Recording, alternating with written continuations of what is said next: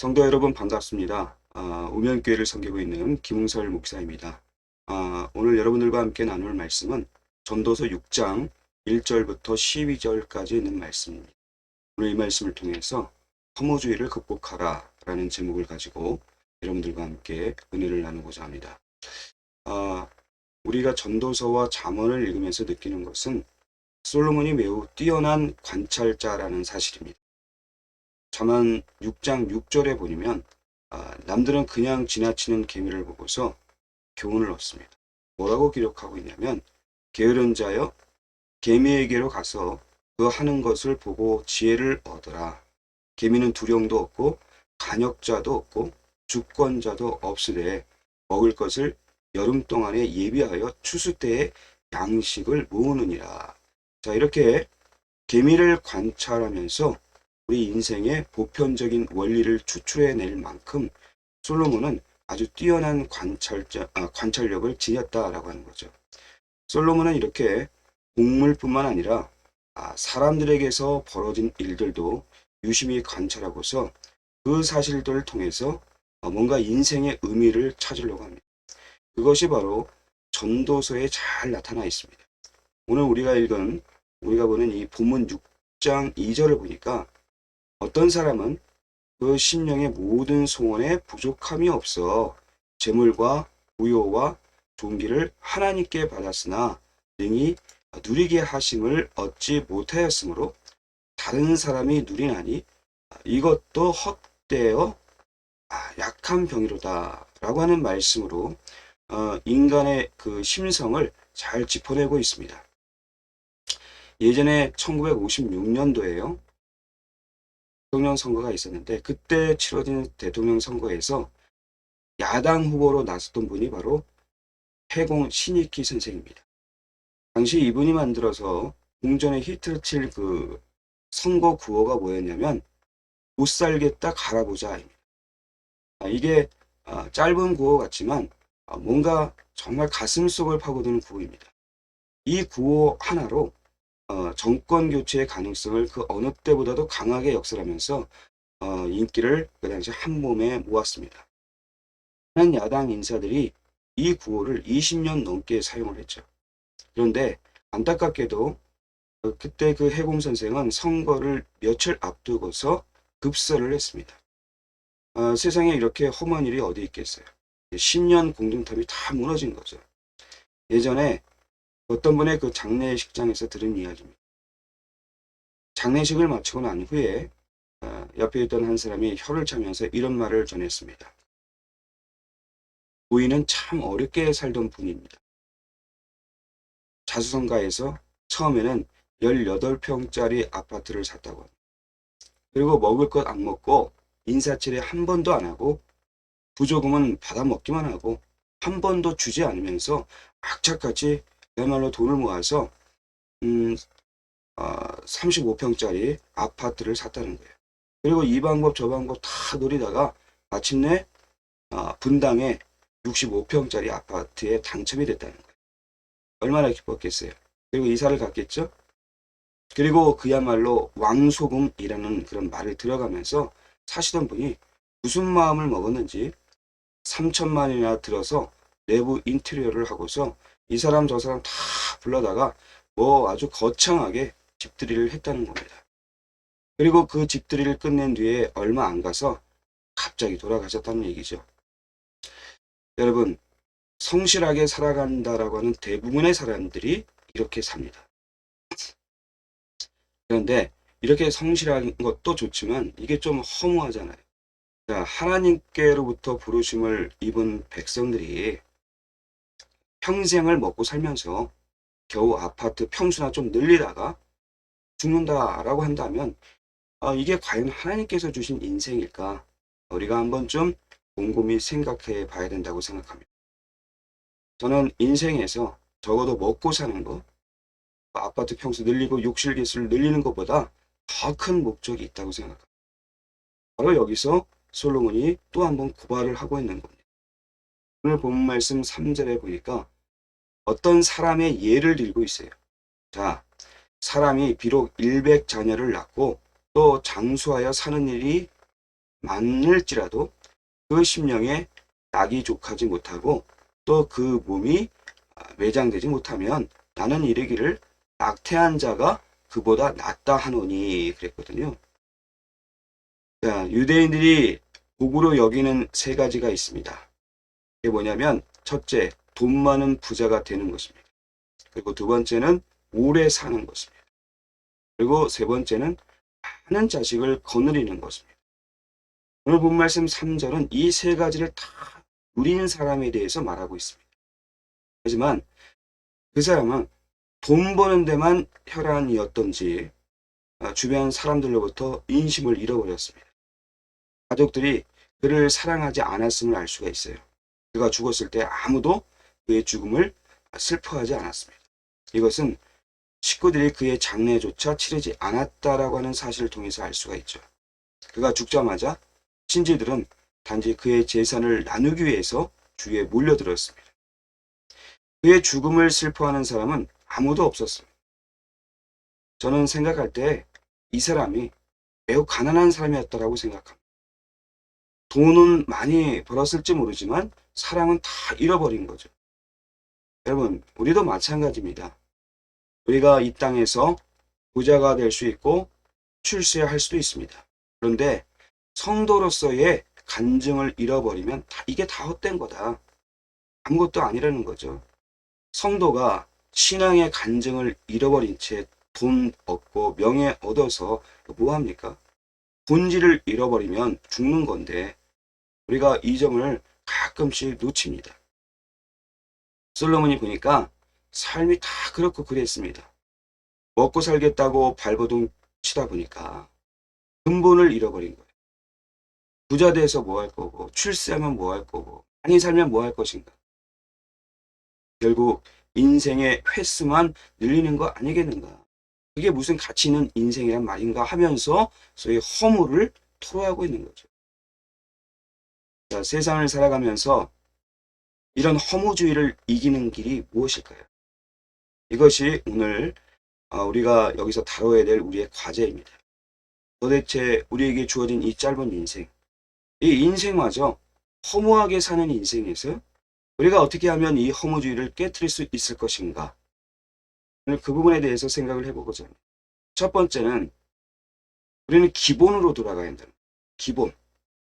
기본으로 돌아가는 것이 허무주의를 깨트리는 첫걸음입니다. 성도로서 해야 할 일이 있습니다. 예컨대 교회에서는 기도하고 바르게 예배 드려야 되겠죠. 그리고 생활 속에서 정직한 모습을 보여야 됩니다.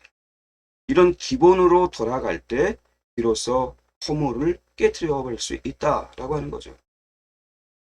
여러분 1980년대에 세계적인 베스트셀러가 된 로버트 폴검의 에세이가 있습니다. 내가 알아야 할 모든 것들은 유치원에서 다 배웠다. 여러분 읽어보셨습니까? 이 책을 보니까요. 너무나 상식적인 것들을 다루고 있어요. 예컨대 자기 전에 입 닦아라, 집에 와서 손 씻어라, 정직하라, 예수 복습 잘해라 등등 별거 아닌 이야기예요. 가장 기본적인 것들입니다. 가장 상식적인 것들입니다. 그런데 이 책이 베스트셀러가 됐어요. 이유가 뭐냐? 기본을 벗어난 인생이, 상식을 벗어난 인생이 너무나 많기 때문에 그렇습니다. 이 세상을 변화시키는 그 능력은요, 여러분 어디에 있다고 생각합니까? 뜻밖의 상식적인 것에 있습니다. 기본적인 것에 있습니다. 교회가 교회다울 수 있는 무슨 대단한 비밀스러운 방법론이 따로 있지 않습니다. 그저 목사는 진실하게 말씀 전하면 되는 것이고요. 성도들은 순종 잘하고 뜨겁게 기도하면서 예배 잘 드리고 그리고 예배를 끝나는 것이 아니라 삶의 현장에 나가서 전도하고 또 빛과 소금의 역할을 다 하면 되는 거죠.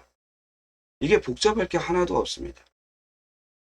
집에 들어가서는 가정에 가서는 부모님께 효도하고 형제간에 친밀하고 직장에서는 정직하고 창의적으로 일하고 학교에서는 게으르지 않고 부지런한 학생이 되는 거 이런 기본적인 것 이런 것들이 바로 허무주의를 깨는 지름길이다라고 하는 거죠.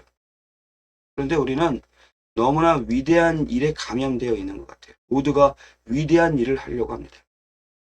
기초적인 것은 거들떠도 안 보는 거예요. 예컨대 무슨 학교 캠퍼스 한번 가보십시오. 뭐 민족의 미래가 어쩌고 저쩌고 이상이 이렇고 저렇고 저렇고 그렇게 떠들면서 자기가 피운 그 담배 꽁초 하나 휴지통에 얌전하게 처리하지 못해요. 제가 무슨 말씀 드리려고 하냐면 작은 일에 충성하고 사소한 질서를 지키는 것이 바로 허무주의를 대적하는 방법이다라고 하는 거죠. 히브리서 5장 12절에 보니까 이런 말씀이 있습니다. 너희가 다시 하나님의 말씀의 초보가 무엇인지 누구에게 가르침을 받아야 할 것이니 하는 말씀이 나와요. 이게 무슨 얘기냐면 한마디로 말하자면 기초로 돌아가자는 말씀입니다. 하나님 앞에서 초보를 탄탄히 하는 거. 이게 제일 중요한 것이지 기본이 안 돼 있으면서 무슨 비전이니 성교니 이런 소리 하지 말아야 된다.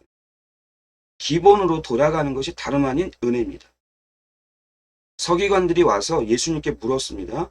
무엇이 큰 계명입니까? 마가복음 12장 29절에 보니까 예수님께서 이렇게 말씀하세요. 첫째는 이것이니 이스라엘아 들으라. 주 곧 우리 하나님은 유일한 주시니라. 내 하나님을 다하고 내 마음을 다하고 목숨을 다하고 뜻을 다하여 힘을 다하여 주 너의 하나님을 사랑하라 하시는 것이고 두 번째는 이것이니 내 이웃을 내 몸과 같이 사랑하라 하신 것이라. 이에서 더 큰 계명이 없느니라. 자, 이것은 어렸을 때부터 항상 율법을 들었던 이스라엘 백성들로서 그들이 이 말씀을 모를 리가 없죠. 하나님이 유일신이다. 이걸 왜 모르겠어요? 마음을 다하고 목숨을 다하고 뜻을 다하고 힘을 다하여 하나님을 사랑하라 라고 하는 이 명령은 신명기 6장에 나오는 말씀입니다. 이 말씀을 잠꼬대까지 할 만큼 익히 외웠던 말씀입니다. 예수님의 말씀의 핵심은 이렇게 바로 기초로 돌아가라 라고 하는 겁니다. 그리고 알고 있는 것부터 순종하라 라고 하는 겁니다. 자, 이렇게 기본으로 돌아가는 것이 우리 인생에서 엄습해오는 이 허무주의를 극복하는 첫 번째로. 두 번째, 허무주의를 깨뜨리는 또 다른 방법은 뭐냐? 목적 있는 인생을 살아가야 한다는 거예요. 목적 있는 인생. 오늘 말씀 7절에 보니까 사람의 수고는 다 그 입을 위함이나 그 식욕은 차지 아니하느니라 이렇게 말씀하고 있거든요. 우리는 먹어야 사는 인생이어서요. 먹고 사는 게 중요합니다. 이런 게 뭐 필요 없다는 말이 아닙니다. 그런데 인생의 목적이라고 하는 것이 단지 먹고 사는 데 있다라고 한다면 단지 횟수를 연장시키는 것 외에 무슨 의미가 있겠느냐 하는 거예요. 우리 인생이라고 하는 것은 생존 이상입니다. 즉 먹고 살아야 하지만 생존에는 목적이 있습니다. 웨스터민스터 신앙고백 제1문이 뭐라고 나와 있습니까? 인생의 목적을 묻죠. 인생의 목적을 묻습니다. 사람의 제일 되는 목적이 무엇이냐? 대답은 이렇습니다. 사람의 제일 되는 목적은 하나님을 영화롭게 하는 것과 그를 영원토록 즐거워하는 것이다.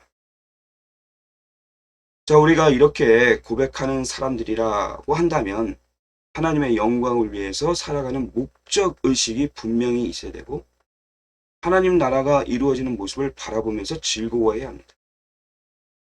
우리는 하나님의 영광 받으시는 그 모습을 바라보면서 기뻐합니다.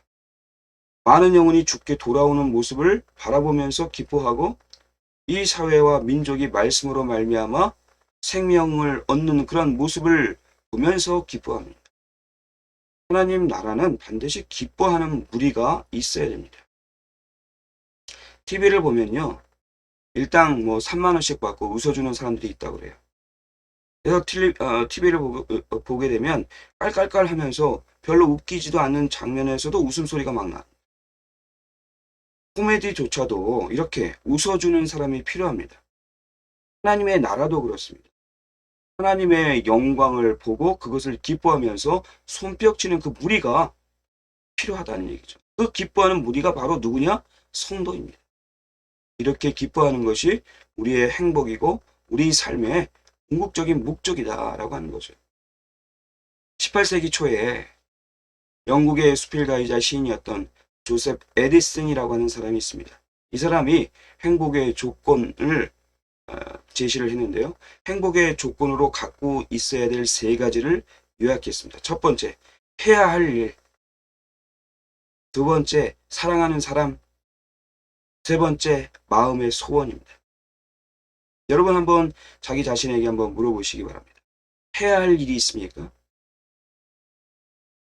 사랑하는 사람이 있습니까?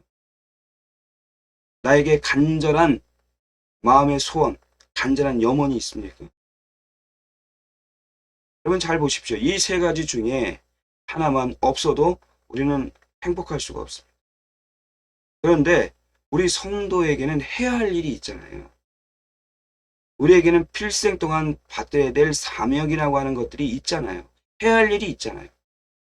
이 어둠의 세상에서 복음으로 사는 삶, 그 복음의 빛을 비추는 삶입니다. 요즘 스마트폰을 보면요. 예전에는 그저 그냥 전화기가 전화하는 것으로 끝났습니다. 근데 요즘에 나오는 그 스마트폰은 어때요?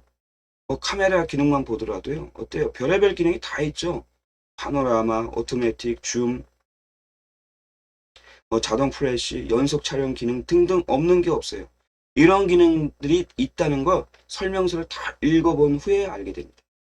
하나님께서도 제가 무슨 말씀 드리려고 하냐면 하나님께서도 우리를 단순 기능이나 수행하도록 만드신 게 아니라 엄청나게 많은 일을 할 수 있는 다목적 기능을 수행하도록 만드셨다. 그런 얘기입니다. 단순 기능을 수행하는 인간에서 다목적 기능을 수행하는 인간으로 변환되는 그 계기가 바로 뭐냐? 말씀이 그에게 들어가는 순간입니다. 말씀이 들어가면 사람의 가치가 100배, 1000배로 올라갑니다. 쓸모없는 사람이 영웅이 되고 역사를 바꾸는 사람으로 환골탈태합니다. 하나님께서 천하 만물보다 귀하게 만든 인간이 이제까지 그냥 무슨 동물 수준에서 살아왔어. 밤낮 무엇을 먹을까, 무엇을 입을까, 무엇을 마실까 하면서 전전긍긍 고민하면서 살았습니다. 이런 삶이 사실 동물하고 다를 게 뭐가 있겠어요. 잘 먹으면 좋고 조금 넓은 짐에 살면 기쁘다고 여기는 그런 인생에서 무슨 가치가 있겠느냐라고 하는 거죠. 그런데 우리 인간의 기원과 존재의 이유를 밝히는 그 매뉴얼이 뭡니까? 성경이죠. 이 성경을 보니까 그게 아니라는 거죠. 우리 안에서 영광이 흘러나오고 우리 안에 하늘과 땅을 진동케 하는 그 능력이 숨겨져 있다는 거예요. 이렇게 숨겨진 존재의 의와 목적을 밝히고 드러내는 그 일이 바로 우리가 해야 될 일입니다. 사람의 가치를 되살리고 사명을 깨닫게 만드는 일이 있기 때문에 우리가 행복한 겁니다. 여러분 잘 아시는 마더 테레사를 아시죠? 이 마더 테레사가 왜 행복했습니까? 그녀에게는 많은 사랑하는 사람이 있었습니다. 저는 생각할 때 예수 믿는다는 말이 뭘까? 예수 믿는다는 말은 어쩌면 사랑을 배운다는 뜻과 일맥상통합니다. 하나님의 성령이 우리 속에서 역사하기 시작하면서 바뀌는 성품 중에 하나가 바로 뭐냐면 비로소 사랑하게 되는 거예요. 이제까지는 나와 뭔가 다르기 때문에 사랑할 수 없는 사람이었던 우리 속에서 사랑이 막 터져 나오는 거예요. 우리와는 관계없는 저 멀리 떨어진 이방 땅의 그 사람들을 향해서도 눈물을 흘리게 됩니다. 그들이 불쌍해 보이는 거죠. 그 잃어버린 양들에 대해서 안타까워하는 마음이 생기는 거죠. 기껏해야 자기 가족 사랑하는 거 외에는 사랑이 뭔지 모르는 사람들이라면 그런 삶을 사는 게 아닙니다. 예수 믿는 맛이 무엇인지, 성령의 역사가 무엇인지 사실은 잘 모르는 사람. 이런 사람에게는 신령한 기쁨을 기대하기가 어렵습니다. 자기 것을 누가 뺏어가지나 않을까 해서 항상 불안해하죠. 예수님의 제자들이 왜 순교했는지 아십니까? 바로 죽어가는 그 영혼에 대한 사랑이 있었기 때문입니다. 자기 몸을 던져서까지 그들을 건지고픈 그런 마음이 생겼던 거죠. 사랑은 능력이고 축복입니다. 사랑할 수 있는 그런 마음이 있어야만 하나님 앞에서 이 복을 누릴 수 있는 그릇이 되는 거죠. 자, 마지막으로 우리에게는 소망하는 바가 있습니다. 그것은 이 땅에 하나님의 나라가 임하는 거죠. 많은 민족과 그 열방이 주께로 나오는 그런 환상, 이것이 우리의 가슴을 뛰게 만듭니다. 장차 구원받은 모든 백성이 어린 양 앞에서 기쁨과 환희의 예배를 드리는 환상으로 사는 겁니다. 천국에 대한 비전이 있습니다. 이런 소망이 우리를 행복하게 만듭니다. 19세기 미국의 자연주의자였던 헨리 데이비드 소로라는 사람이 있습니다. 이 사람이 재미있는 이야기를 남겼어요. 19세기 말이면요, 미국이 아주 크게 번영하는 시대였습니다. 그때 그 사람은 당시의 미국 사회를 논평하면서 이런 말로 일침을 가했습니다. 우리 시대의 문제점은 수단의 개선은 있으나 목적의 개선이 없다는 것이다. 수단의 개선은 있으나 목적의 개선이 없다는 것이다. 수단의 개선과 목적의 빈곤은 사실은 비단 19세기 말의 현상만은 아니죠. 오늘날에도 똑같은 현상들이 벌어지고 있습니다. 수단은 계속해서 개선되고 있는데 목적이 개선되는 게 아니에요. 옛날에는 배를 타고 미국까지 가는데 2달이나 걸렸는데요. 지금은 어때요? 비행기로 한 10시간이면 갑니다. 인터넷을 통하면 몇 초 내에 전 세계인들과 메시지를 주고받을 수도 있습니다. 물론 전화만 걸어도 당장 옆에 있는 사람과 말하듯이 이야기를 나눌 수가 있죠. 엄청난 수단의 발전을 가져왔다는 얘기입니다. 그런데 그 수단을 사용할 목적이 있느냐는 거예요. 목적이 있습니까? 없습니까? 메시지가 없어요. 여러분 인터넷에 한번 들어가 보세요. 폭력, 싸구려 광고들 수도 없이 오가고 있습니다. 그러니까 수단은 발전해 가고 있는데 목적이 없는 거예요. 목적이. 저는 한 시대를 개혁한다는 그 의미가 무엇일까를 생각해 보니까요. 그것은 수단의 발전이 아니라 목적의 재발견이라고 생각합니다. 왜 종교개혁이 영적인 혁명입니까? 개혁자들은 당시에 쓰레기 같은 사회에서 위에서 살아야 될 그 목적을 회복한 거예요. 어떻게 해요? 오직 성경으로, 오직 믿음으로, 오직 은혜로 라고 하는 삶의 핵심을 발견해 낸 거예요. 성경의 진리는 믿는 사람들이 뭔가 위하여 생명을 걸 만한 가치가 있는 겁니다. 믿음을 위해서 생명을 걸 만한 가치가 있습니까? 없습니까? 있습니다. 하나님의 은혜의 복음을 증거하는 일 역시 생명을 바칠 가치가 있습니다. 그래서 16세기를 영광스러운 세기다 이렇게 말을 하고 있는 거죠. 사람이 죽기는 죽되 개죽음이 아니라 영광의 그 죽음이 되도록 했다는 거죠.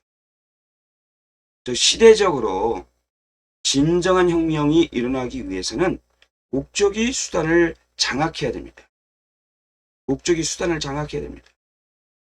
16세기의 종교개혁에는 목적의 회복만 있었던 것이 아니라 수단의 혁명도 같이 동시에 이루어졌습니다. 16세기에 이 구텐베르그에 의해서 인쇄혁명이 일어나지 않았습니까? 당시로서는 지금의 그 컴퓨터 발명에 버금할 정도의 그 엄청난 발명이었습니다. 그리고 당시 유럽에서는 이 수단의 그 혁신이 목적에 제대로 사로잡혔습니다. 즉 목적이 수단을 장악하고 있었다는 얘기죠. 이 구텐베르크가 인쇄술을 발명을 해서 한 일이 뭐였습니까? 성경 찍어내는 일이었어요. 다시 말해서 목적과 수단이 일치했는 거죠. 그랬더니 종교개혁이라고 하는 혁명이 일어난 겁니다. 저는 이 사회도 마찬가지라고 생각해요. 우리가 해야 할 첫 번째 사명은 열심히 하나님의 말씀을 읽고 기도하면서 비전을 받아서 목적을 회복하는 겁니다. 그리고 나서 수단을 장악해버려야 되죠. 요즘은 문화시대니까 문화적인 표현 양식과 전달 도구, 또 문화생산 경로를 장악해야 됩니다.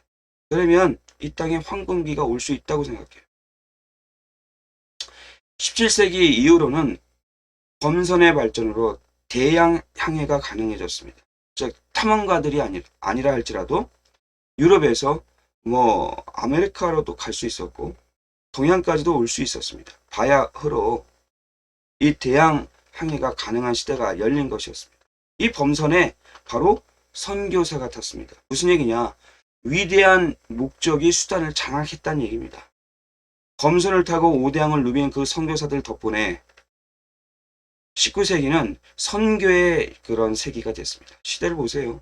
위대한 목적이 있고 그 목적에 사로잡힌 수단의 그 소수의 그 엘리트들이 수단을 장악을 하면 이렇게 개혁이 일어난다라고 하는 겁니다. 이 시대에 우리가 해야 할 일이 바로 이거라고 생각합니다. 지금 엄청난 수단의 혁명이 일어나고 있잖아요. 누구나 휴대폰 하나씩은 다 차고 다니는 세상입니다. 수단의 혁명이 일어날 때 생명 걸고 해야 할 일, 그 일은 바로 목적을 회복하는 것이다. 우리가 흔들 수 있는 깃발, 외칠 수 있는 구호를 찾아야 됩니다. 그때 영적인 혁명의 기운이 꿈틀거리게 될 것이다. 여러분, 노블리스 오블리제라고 하는 말을 들어보셨죠? 쉽게 풀어서 말을 하자면 엘리트에게 따르는 의무라는 겁니다. 우리의 문제는 이 엘리트들에게 채무의식이 없다는 거예요. 여러분, 부자에게 의무가 있습니다. 하나님이 괜히 돈 준 거 아닙니다. 할 일이 있기 때문에 돈 주신 겁니다. 왜 공부시키고 왜 좋은 대학 보냈는지 아십니까? 나 잘 먹고 잘 살라는 게 아닙니다. 높은 자리에 올려주시는 것은 내가 잘나서도 아닙니다. 이 땅을 뭔가 변화시키라고 그 자리에 나를 주신 거죠. 잊지 마십시오. 하나님께로부터 받은 것이 있는 사람들에게는 반드시 의무가 있다. 의무. 바로 이 일들을 당장 하시기 바랍니다. 오늘 말씀 9절 말씀 보세요. 눈으로 보는 것이 심령의 공상보다 나으나 이것도 헛되이 바람을 잡으려는 것이다. 이 말씀. 이 말씀의 의미가 확연하게 체감되지 않는다면 여러분 이런 속담으로 한번 바꿔보는 것도 좋을 듯 싶습니다. 손 안에 새 한 마리가 숲속에 새 두 마리보다 낫다. 새가 숲속에 많이 있으면 뭐합니까? 내 손에 잡혀있는 한 마리의 새가 더 낫죠. 그러니까 이게 무슨 얘기입니까? 사색에만 머무르지 말고 행동하라는 거예요. 저는 지금도 가장 분노스러운 것이 바로 이겁니다. 옳은 생각을 하는 사람이 옳은 사람입니까? 아닙니다. 도둑들도 옳은 생각합니다. 그러면 옳은 것을 좋아한다고 옳은 사람입니까? 옳은 것을 지지한다고 옳은 사람입니까? 우리는 이런 문제 앞에서 착각하고 있는 거예요. 내가 옳은 생각을 하고 옳은 생각을 좋아하고 옳은 것을 지지하기 때문에 내가 옳은 사람이다. 그 정도로는 옳은 게 아닙니다. 그 정도라면 바리새인들은 더 옳았어요. 바리새인들은 옳은 생각을 했어요. 옳은 것을 좋아했어요. 옳은 것을 지지했어요. 그런데 바리새인이에요. 왜요? 행동이 없었기 때문에. 옳은 사람은 옳은 것을 위해서요. 반드시 대가를 치르고 희생하는 겁니다. 즉 말씀을 다 듣고 난 다음에 그래 지당한 말씀이야 옳은 말씀이야 하면서 아무리 고개를 끄덕거려 봐야 아무 소용없습니다. 중요한 것은 대가를 치러야 됩니다. 정의 때문에 희생하는 사람이 옳은 사람입니다. 희생이 따르는 거, 대가를 치르는 사람이 옳은 사람이라고. 마르틴 루터가 옳은 주장만 했습니까? 옳은 주장으로 말하자면 인문주의자였던 에라스무스가 더 옳은 이야기를 더 많이 했어요. 그런데 에라스무스는 반개혁 세력에 굴복을 했어요. 반대로 마르틴 루터는 생명을 걸고 싸웠어요. 행동으로 보여줬어요. 그래서 루터가 옳은 사람으로 인정받는 것. 우리는 하나님의 말씀을 들을 때 뭔가 우리가 두려운 마음을 가져야 됩니다. 내 말씀이 뭔가 부담스러워야 됩니다. 우리가 인생을 살면서 이렇게 살 게 아니구나. 이제 말씀 앞에 내 인생을 좀 던져야겠구나. 어떠한 대가를 치르더라도 이 삶을 버려야 되겠구나. 그렇게 느껴야 한다는 거죠. 이 땅에서 정직하게 살겠다고 각오하는 그거 하나도 엄청나게 힘든 싸움입니다. 직장에서도 정직하게 살겠다고 하는 사람들에게는 사실은 은근한 핍박이 있고 따돌림이 있습니다. 눈물 흘릴 일도 있습니다. 정직한 삶, 이거 하나 지키는 것도 벅찰 일입니다. 그래서 우리는 주님 앞에 기도하면서 매달리게 되는 거죠. 매 순간 말씀 듣고 깨달은 한 가지에 한 가지에 순종하면서 꾸준하게 정진하는 그런 하나님의 종들이 되시기 바랍니다. 이제 말씀을 정리하려고 합니다. 우리의 인생에 엄습하는 이 허무주의를 우리가 어떻게 극복할 것인가 오늘 생각해 보았습니다. 이 허무주의를 우리가 우리 삶 속에서 계속해서 우리를 잠식하려고 오기도 하지만 그럴수록 여러분 첫 번째 인생의 기본으로 돌아가야 되고 두 번째 목적감을 잃지 않아야 되고요. 마지막으로 지금 여기에서 목적이 수단을 장악하고 대가를 치러야 된다. 여러분 이 말씀을 오늘 시간에 늘 삶 속에서 가슴에 품고 삶 속에서 늘 승리하는 여러분 되시기를 주의 이름으로 축원합니다.